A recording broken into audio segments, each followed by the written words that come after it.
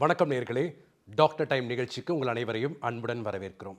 இன்றைய நாளில் புற்றுநோய் தொடர்பான பல்வேறு கேள்விகள் சந்தேகங்களுக்கு விளக்கமளிப்பதற்காக நம்முடைய அரங்கிற்கு தேனாம்பேட்டையில் இருக்கக்கூடிய அப்பல்லோ ஸ்பெஷாலிட்டி ஹாஸ்பிட்டலினுடைய புற்றுநோயியல் துறை நிபுணர் டாக்டர் PK ஜெயச்சந்திரன் அவர்கள் வந்திருக்காங்க. அவரை வரவேற்று நாம் நிகழ்ச்சிக்குள்ளாக கடந்து செல்லலாம். வணக்கம் டாக்டர். வணக்கம். இன்றைய காலத்தில் இந்தியாவில் நம்ம பார்க்கோம் அப்படின்னா 2022ஆம் ஆண்டு புள்ளி விவரங்களின்படி 14 லட்சம் பேர் புற்றுநோயால் பாதிக்கப்படுறாங்க அப்படின்னு. ஆனால் இப்போ லேட்டஸ்ட் சர்வேல 15 லட்சமாக இன்க்ரீஸ் ஆகிருக்கு, உயர்ந்திருக்கு. ஸோ இதுக்கு என்ன காரணம்?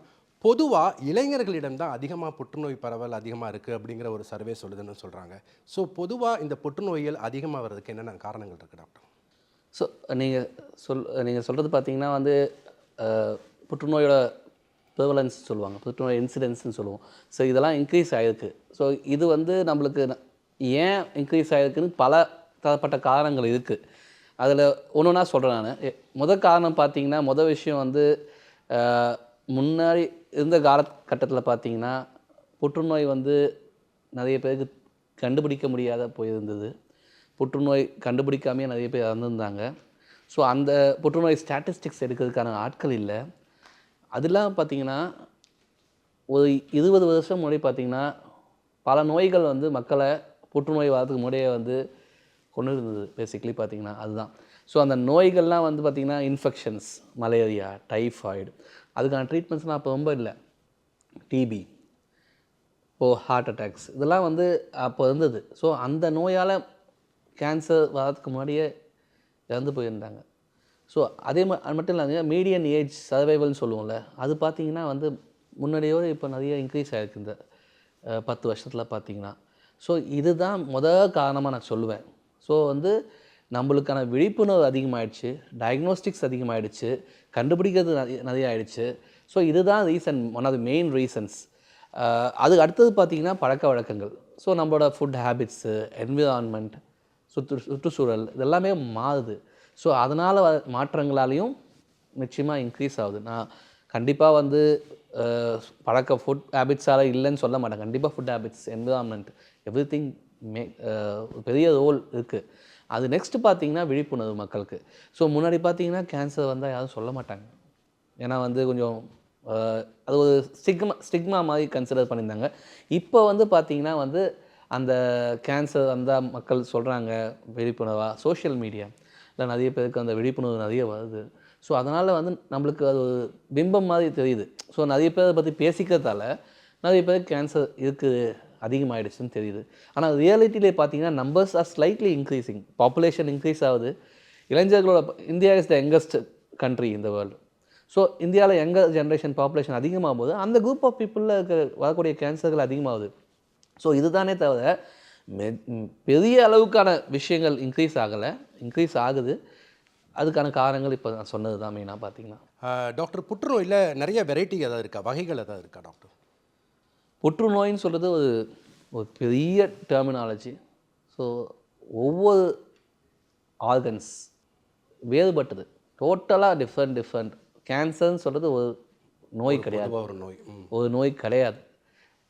அது நுரையீரலில் கேன்சர் வந்தால் அதோட தன்மை, அதோட ட்ரீட்மெண்ட், அதோட அவுட்கம்ஸ் எல்லாம் மாறும். மார்பகத்தில் புற்றுநோய் வருதுன்னா அதோட ட்ரீட்மெண்ட் டோட்டலாக டிஃப்ரெண்ட். ஓகே. ரத்தத்தில் புற்றுநோய் வருதுன்னா அது டோட்டலாக டிஃப்ரெண்ட். ப்ரொசீஜர்லாம் எல்லாமே டிஃப்ரெண்ட் டைப்ஸ் ஆஃப் டிசீசஸ். ஆயிரக்கணக்கான டிசீசஸ், நோய்கள் சேர்ந்து தான் ஒரு புற்றுநோயின்னு ஒரு சிங்கிள் டெர்மினாலஜி சொல்கிறோமே தவிர. So every thing doesn't fits இந்த சிங்கிள் வேர்டு. ஸோ கேன்சர்னு சொல்கிறது அதோட தன்மை அதுதான். மற்றபடி அதில் இருக்க ஒவ்வொரு பேஷண்ட், இப்போ மார்பக புற்றுநோய்க்குள்ளேயே எடுத்திருந்திங்கன்னா ஒவ்வொரு பேஷண்ட்டும் டிஃப்ரெண்ட் சப்டைப்ஸாக இருக்கலாம். மார்பக புற்றுநோயில் பார்த்தீங்கன்னா ஒரு மெஜாரிட்டியாக 3 சப்டைப் சொல்லுவோம். இன்னும் சப்டைப் போனால் ஒரு 7-8 சப்டைப் இருக்குது. லங் கேன்சரில் போனீங்கன்னா ஆல்மோஸ்ட் ஒரு 15 சப்டைப்ஸ் இருக்குது லங் கேன்சரில். ஸோ ஒவ்வொரு சப்டைப்புக்கும் ஒவ்வொரு டிஃப்ரெண்ட் ட்ரீட்மெண்ட்ஸ் இருக்குது. So cancer is a single terminology which constitutes about more than hundreds of diseases. Okay.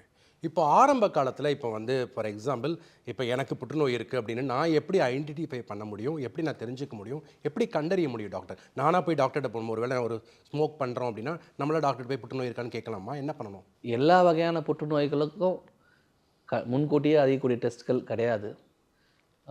சில புற்றுநோய்கள், மார்பக புற்றுநோய், நுரையீரல் புற்றுநோய், ப்ராஸ்டேட்னு ஒரு சுரப்பி இருக்குது, ஆண்களுக்கான ஒரு ப்ராஸ்டேட்னு ஒரு கேன்சர் இருக்கும், அந்த அந்த புற்றுநோய், கர்ப்பப்பை வாய் புற்றுநோய், சர்விக்கல் கேன்சர்னு சொல்லுவோம். ஸோ இது போன்ற காமன் கேன்சர், சில கேன்சர்ஸ்க்கு பார்த்திங்கன்னா வந்து சில முன்கூட்டியே அறியக்கூடிய டெஸ்ட்டுகள் இருக்குது. ஸோ அதுக்கு பேர் நாங்கள் ஸ்க்ரீனிங் டெஸ்ட்டுன்னு சொல்லுவோம்.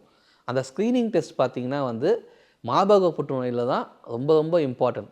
ஏன்னா மார்பக புற்றுநோய் வந்து ரொம்ப காமன் பெண்களுக்கு. ஸோ அதில் நாங்கள் வந்து ஒரு 40 வயசு தாண்டின உடனே பார்த்திங்கன்னா எல்லா மார்பக புற்றுநோய் எல்லா பெண்களுக்கும் மார்பக புற்றுநோய்க்காக ஸ்க்ரீனிங் பண்ணோம். இயர்லி ஒன்ஸ் மேமோகிராம் அப்படின்னு ஒரு டெஸ்ட் இருக்குது. அது பண்ணுறது நாங்கள் நிச்சயமாக பண்ணணும். அது பண்ணுறதால என்ன யூஸ்னால், அந்த புற்றுநோய் வரத்துக்கு முன்னாடியே ரொம்ப ஏர்லி ஸ்டேஜ்லேயே வந்து அதை கண்டறியப்பட்டு ரொம்ப ஈஸியாக ட்ரீட் பண்ணி அவங்களோட வாழ்க்கை தரம், அவங்க குணம் பண்ண வாய்ப்புலாம் ஆல்மோஸ்ட் 95-100% கிட்ட வந்து தொடர அளவுக்கு பண்ணலாம். ரொம்ப ஏர்லியாக ஸ்டேஜில் கண்டுபிடிக்கும் போது கேன்சர்ஸ் குணம் பண்ணுறதுலாம் பார்த்திங்கன்னா ஆல்மோஸ்ட் 90% மேலே. ஆரம்ப அறிகுறியில் எப்படி இப்போ நான் வந்து ஒரு நார்மல் பர்சன், எனக்கு கேன்சர் இருக்கா அப்படிங்கிறத நான் எப்படி ஐடென்டிஃபை பண்ண முடியும்? என்ன அறிகுறி வரும் டாக்டர் பொதுவாக? சிம்டம்ஸ் சொல்கிற அறிகுறிகள் பார்த்திங்கன்னா, நான் முதல்ல சொன்ன மாதிரி தான், இது ஒரு நோய் கிடையாது, இது நூற்றுக்கணக்கான நோய்களுக்கு ஒரே பேர் கேன்சர். இப்போ மார்பக புற்றுநோய் இருக்குது அப்படின்னு அவங்க இருந்ததுன்னா மார்பகத்தில் கட்டி தென்படும் அவங்களுக்கு முதல்ல. ஸோ செல்ஃப் டெஸ்ட் எக்ஸாமினேஷன் சொல்லுவாங்க. அது பண்ணும்போது ஒரு டிஃப்ரெண்ட்டான ஃபீல் இருக்கும், ஒரு டிஃப்ரெண்ட் கட்டி மாதிரி தட்டுப்படலாம் கையில். நுரையீரல் புற்றுநோய்னா பார்த்திங்கன்னா இருமல், சளியில் ரத்தம், மூச்சுத்திணறல், இது போன்ற பிரச்சனைகள் வரலாம். இப்போ வயிற்றில் புற்றுநோய் இருந்ததுன்னா வெயிட் லாஸ், சில டைம் நம்ம முழுங்க முடியாத பிரச்சனை இருக்கலாம். இல்லை வந்து அஜீரணம்னா எல்லாருக்கும் அஜீரணம் இருக்கும், தொடர்ந்து ரொம்ப ரொம்ப மாதங்களாக அஜீரணம் இருக்கிறது. ஸோ இது போன்ற பிரச்சனைகள் இருக்கலாம். ஸோ எந்த இடத்துல கேன்சர் இருக்குது அதை பொறுத்து தான் வந்து அறிகுறிகள் மாறும். ஸோ எல்லா கேன்சருக்கு எல்லாம் சேர்த்து ஒரே அறிகுறி கிடையாது, ஒவ்வொரு கேன்சருக்கும் டிஃப்ரெண்டான அறிகுறிகள் இருக்குது. ஒரு புற்றுநோய் வரும்போது நம்ம எந்த மாதிரியான சிம்டம்ஸ் அப்படின்னா, இப்போ நீங்கள் சொன்னீங்க ஒவ்வொரு புற்றுநோய்க்கும் ஒவ்வொரு மாதிரி அறிகுறி வரும் அப்படின்னு சொல்லி. இப்போ நம்ம பேசிக் பழக்க வழக்கங்கள், இப்போ வந்து ஒருத்தர் புகையிலை பிடிக்கிறாரு, புகையிலை புற்றுநோய் உண்டாக்கும், நம்ம விளம்பரம்லாம் பார்க்குறோம். ஸோ ஸ்மோக் பண்ணாதவங்களுக்கும் புற்றுநோய் வருது. ஸோ இவங்க எப்படி ஐடென்டிஃபை பண்ணுறது டாக்டர்? ஸ்மோக்கிங் அது போன்ற அடிக்ஷன், அந்த ஹேபிட்ஸ்லாம் பார்த்திங்கன்னா இந்த கேன்சர் வரக்கூடிய ரிஸ்க்கை இன்க்ரீஸ் பண்ணும். சரிங்களா? அதனால் ஸ்மோக் பண்ணாதவங்களுக்கு கேன்சர் வராதுன்னு எதுவும் கிடையாது. அவங்களோட ரிஸ்க் கம்மி, ஸ்மோக் பண்ணுறவங்களுக்கு ரிஸ்க் அதிகம். இப்போ அன்றாட பழக்க வழக்கங்கள் ஏதாவது சேஞ்ச் பண்ணால் புற்றுநோய் அபாயத்தை குறைக்க முடியுமா?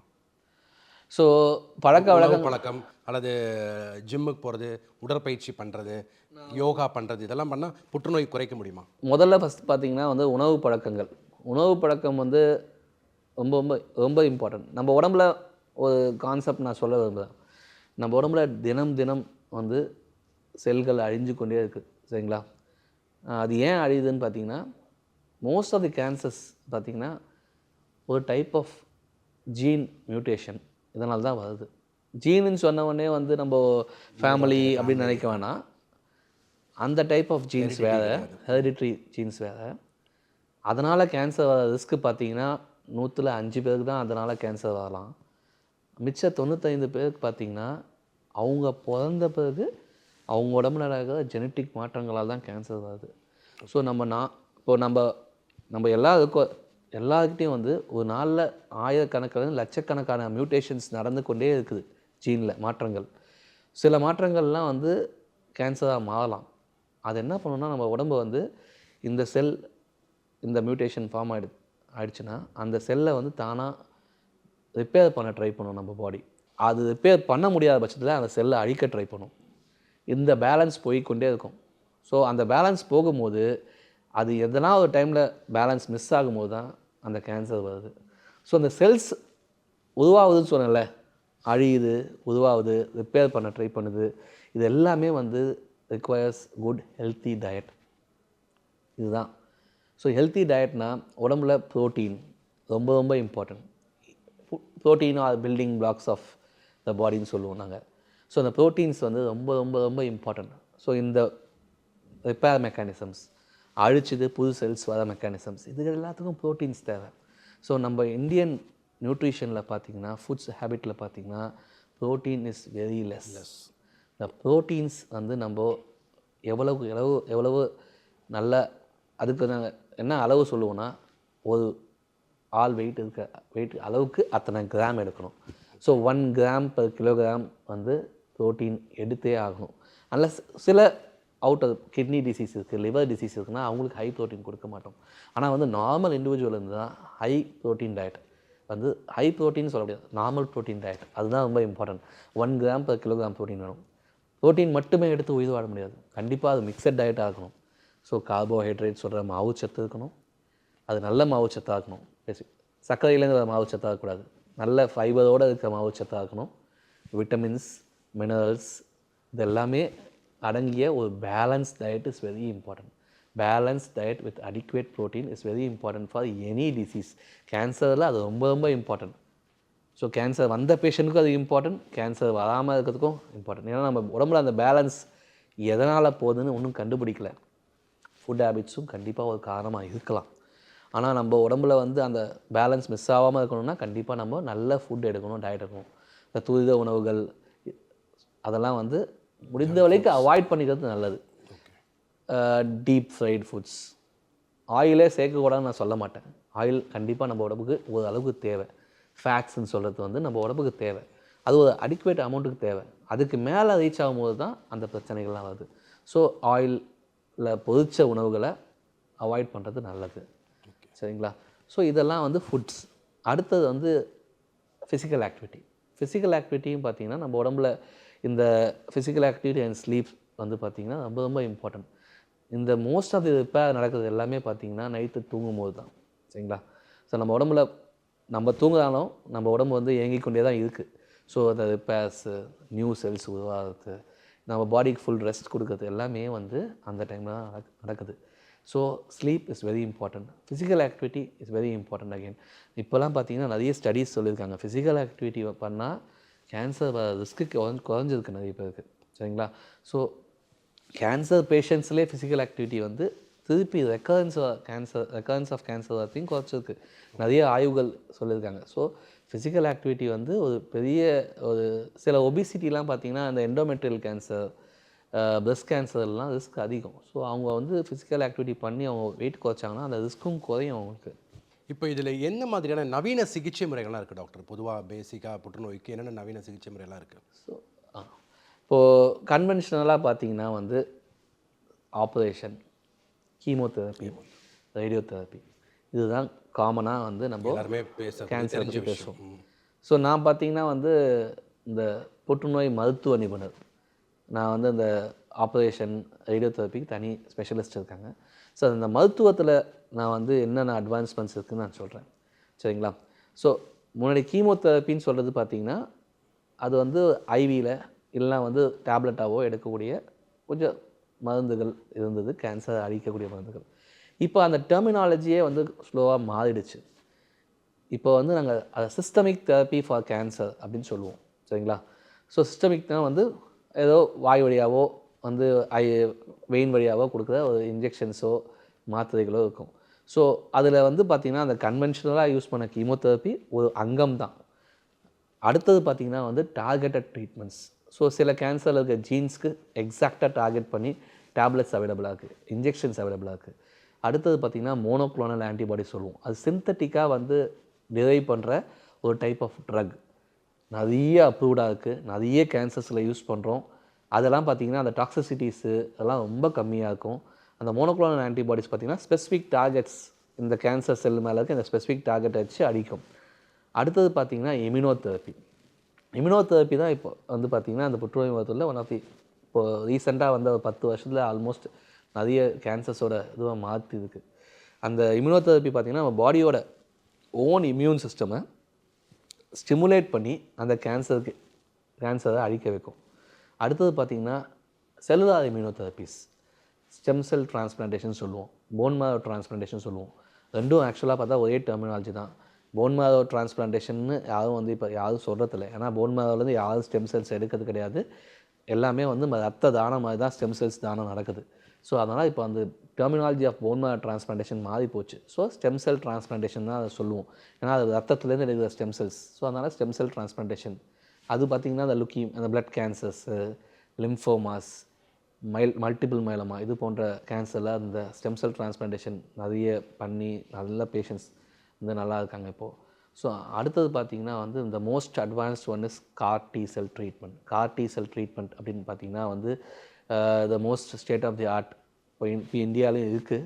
ஸோ அதை வந்து ஜெனட்டிக் இன்ஜினியரிங் முறையால் நம்ம உடம்புல இருக்க இம்யூன் செல்ஸை வெளியே எடுத்து ஜெனட்டிக் இன்ஜினியரிங் முறையாக ஜீன் அதை உள்ளே மாற்றி அந்த செல்ஸை வந்து கேன்சர் அழிக்கக்கூடிய செல்ஸாக மாற்றி திருப்பி பேஷண்ட்க்கு ஏற்றும் போது நல்ல ரிசல்ட்ஸ் இருக்குது. எஸ்பெஷலி லிம்ஃபோமாஸ், லுக்கீமியாஸ், அதாவது லுக்கீமியானா பிளட் கேன்சர், லிம்ஃபோமானா நெறிக்கட்டியில் வர கேன்சர், இது போன்ற நோய்களில் வந்து அதோட அவுட்கம்ஸ்லாம் நல்லா இருக்குது. ஸோ இதுதான் வந்து இப்போதைக்கு அட்வான்ஸ்மெண்ட்ஸ் இன் கேன்சர். டாக்டர், பொதுவாக இப்போ புற்றுநோயால் பாதிக்கப்பட்டவங்க மற்றும் அவங்களுடைய குடும்பங்களுக்கு உளவியல் ரீதியான சப்போர்ட், அதாவது சைக்கலாஜிக்கல் சப்போர்ட் கண்டிப்பாக அவசியமா டாக்டர்? கண்டிப்பாக அவசியம்.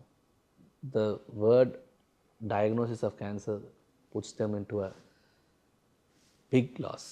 ஸோ அது எந்த ஏஜ் ஆகட்டும், எந்த சோஷியல் ஸ்டேட்டஸாக இருக்கட்டும், எதுவாக இருந்தாலும் ஒரு கேன்சர்னு ஒரு விஷயம் வந்ததுன்னா வந்து அது ஒரு பெரிய ஒரு லாஸ் மாதிரி தான் நினைக்கிறாங்க. கண்டிப்பாக. ஏன்னா வந்து அவங்களோட ரொட்டீன் வாடிக்கையை அது பாதிக்குது.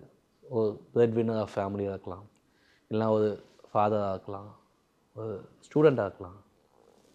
So next few months, maybe a year, அவங்க என்ன பண்ணுவாங்க, நான் என்ன பண்ண போகிறேன்.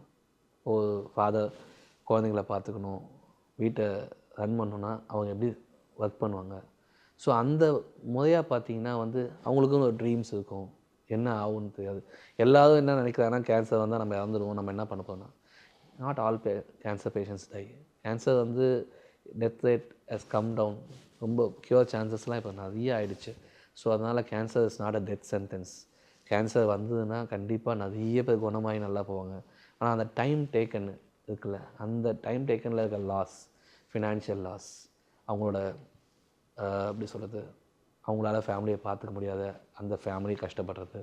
ஸோ இதுக்கெல்லாம் கண்டிப்பாக ஒரு சோஷியல் சப்போர்ட் கண்டிப்பாக வேணும். We have a separate psychological counselling support teams. இப்போ பார்த்திங்கன்னா நிறைய இப்போ வெளிநாட்டில் இருக்கிற மாதிரி நிறைய சப்போர்ட் குரூப்ஸ் உண்டாயிடுச்சு. இப்போ leukemia support group, CML support group, breast cancer support குரூப்னு அவங்களுக்குள்ளேயே சப்போர்ட் குரூப்ஸ் நிறைய சேரிட்டபிள் ஆர்கனைசேஷன் சப்போர்ட் குரூப்ஸை ஃபண்ட் பண்ணுறாங்க. அவங்களுக்கு டெம்பரரி ஒர்க் அரேஞ்ச் பண்ணுறது, அவங்க டெம்பரரியாக சப்போர்ட் பண்ணுறது, ஃபுட்டு கொடுக்குறது, நிறைய நடக்குது. சரிங்களா? அதெல்லாம் இந்தியாவில் இப்போ வந்து வளர்ந்து வருது. வெஸ்டர்ன் கண்ட்ரீஸ்லாம் அதெல்லாம் வந்து அஃபிஷியலாக கவர்மெண்ட்டே பண்ணுற சப்போர்ட் குரூப்ஸ் நிறைய இருக்குது. சேரிட்டபிள் ஆர்கனைசேஷன்ஸ் பண்ணுற சப்போர்ட் குரூப் இருக்குது. இந்தியாவிலே இப்போ நிறைய வந்துன்னு இருக்குது. So it is something which is unbelievable which is happening. கண்டிப்பாக. நீங்கள் புற்றுநோய் வராமல் தடுக்கிறதுக்கு உங்களுடைய அட்வைசஸ் என்ன பண்ணணும் பொதுவாக பொதுமக்கள்? ஸோ பொதுமக்களை பொறுத்த வரைக்கும் வந்து முதல் விஷயம் வந்து கேன்சரை கண்டு பயப்படாதீங்க. ஃபஸ்ட்டு விஷயம், cancer is curable, cancer is treatable. அதுக்காக வந்து உங்கள் எல்லா ஹேபிட்ஸ், ஸ்மோக்கிங் கண்டிப்பாக அறவே கூடாது, ஸ்டாப், குவிட். நெக்ஸ்ட் பார்த்திங்கன்னா வந்து ஆல்கஹால் கட் டவுன் டு பேர் minimum. Food habits, healthy food habits நான் முன்னாடி சொன்ன மாதிரி தான். Balanced meal with good protein. Next good physical activity. Daily பண்ண முடியலனா கூட அட்லீஸ்ட் வீக்லி ஒரு 4 to 5 days ஒரு 35 minutes ஒரு 45 minutes ஒரு குட் ஃபிசிக்கல் ஆக்டிவிட்டி. அடுத்தது பார்த்திங்கன்னா வந்து இந்த ஸ்க்ரீனிங் ப்ரோக்ராம்ஸ். சில விஷயங்கள்லாம் நம்மளால் கண்ட்ரோல் பண்ண முடியாது. சில கேன்சர்ஸ்லாம் வந்து என்ன காரணங்களாலே தெரியாது. ஸோ ஏதாவது ஒரு ஸ்க்ரீனிங் ப்ரோக்ராம் இருக்குது. இப்போ breast cancer, cervical cancer, lung கேன்சருக்கெலாம், அந்த ப்ராஸ்டேட் கேன்சர் இதுக்கெலாம் வந்து ஸ்க்ரீனிங் இருக்குது. கண்டிப்பாக போய் ஸ்க்ரீன் பண்ணிக்கோங்க. ஸ்க்ரீன் பண்ணி கேன்சர் வந்துச்சுன்னா என்ன ஆகும்னு பயத்திலே பல பேர் பண்ண மாட்றாங்க. ஸ்க்ரீன் பண்ணாமல் விட்டால் அந்த கேன்சர் ஸ்டேஜ் 3லையோ ஸ்டேஜ் 4லையோ கண்டுபிடிக்கும் போது உங்களுக்கு குணம் பண்ண வாய்ப்புகள் ரொம்ப கம்மி. அதே ஸ்டேஜ் 1ல் கண்டுபிடிச்சாங்கன்னா நீங்கள் அந்த ட்ரீட்மெண்ட் எடுத்துகிட்டு நீங்கள் நார்மல் வாழ்க்கையை கண்டினியூ பண்ணலாம். ஸோ இந்த வருஷம் வேணாம், அடுத்த வருஷம் ஸ்க்ரீன் பண்ணிக்கிறேன், அது மாதிரியான விஷயங்கள் தள்ளி போடாதீங்க. முடிந்த வரைக்கும் வந்து ஸ்க்ரீனிங் இருந்ததுன்னா, எல்லா கேன்சருக்கும் ஸ்க்ரீனிங் கிடையாது, எந்தெந்த கேன்சருக்கு ஸ்க்ரீனிங் இருக்கோ கண்டிப்பாக போய் ஸ்க்ரீனிங் பண்ணிக்கோங்க.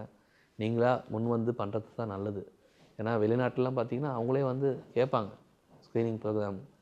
அந்த கவர்மெண்ட்டே சொல்லிடும் ஸ்க்ரீனிங் ப்ரோக்ராம்னா, அந்த ஜென்ரல் ஃபிசிஷியன் ஜிபின்னு சொல்கிற ஜிபி டாக்டர்ஸ்லாம் வந்து அவங்களே அந்த இயர் ஆனோடனே மெயில் அனுப்பிச்சிடுவாங்க, இந்த உங்களுக்கு ஸ்க்ரீனிங் இந்த நாளில் டியூன்னு. ஸோ அது மாதிரி இந்தியாவில் இன்னும் வர நாட்கள் இருக்குது கண்டிப்பாக. ஆனால் இப்போது மக்களாக முன் வந்து ஸ்க்ரீனிங்லாம் பண்ணுங்கள். ஸோ இதுதான் என்னோடய அட்வைஸாக கண்டிப்பாக சொல்லுவேன்.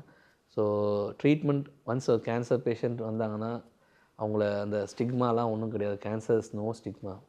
அதை ஒதுக்கி வைக்கிறது, சப்போர்ட் பண்ணுங்கள். கேன்சர் தொற்று நோய் கிடையாது கண்டிப்பாக. ஸோ அதான் அவங்கள சப்போர்ட் பண்ணுங்கள், உங்களால் முடிஞ்ச ஹெல்ப் பண்ணுங்கள். So these all things you should support as a social காஸ்க்காக நீங்கள் ஹெல்ப் பண்ணணும். ஒரு கேன்சர் பேஷண்ட் இருந்தால் அவங்கள எப்படி வந்து அவங்களுக்கு சப்போர்ட் பண்ணலாம், அவங்க அப்பார்ட்மெண்ட் பக்கத்தில் யாராவது இருக்காங்கன்னா அவங்களுக்கு சப்போர்ட் பண்ணுறது எப்படின்னு பாருங்கள். So this all will help the nation to build the fight against cancer. Okay doctor, புற்றுநோய் தொடர்பான பல்வேறு விஷயங்களுக்கு நல்ல அழகாக விளக்கம் அளிச்சிங்க. மிக்க நன்றி டாக்டர். தேங்க்யூ, நன்றி. நேயர்களே, இந்த நிகழ்ச்சி மிகவும் பயனுள்ளதாக இருந்திருக்கும் என்று நாங்கள் நம்புகிறோம். மீண்டும் மற்றொரு நிகழ்ச்சியில் உங்கள் அனைவரையும் சந்திக்கிறேன். நன்றி, வணக்கம்.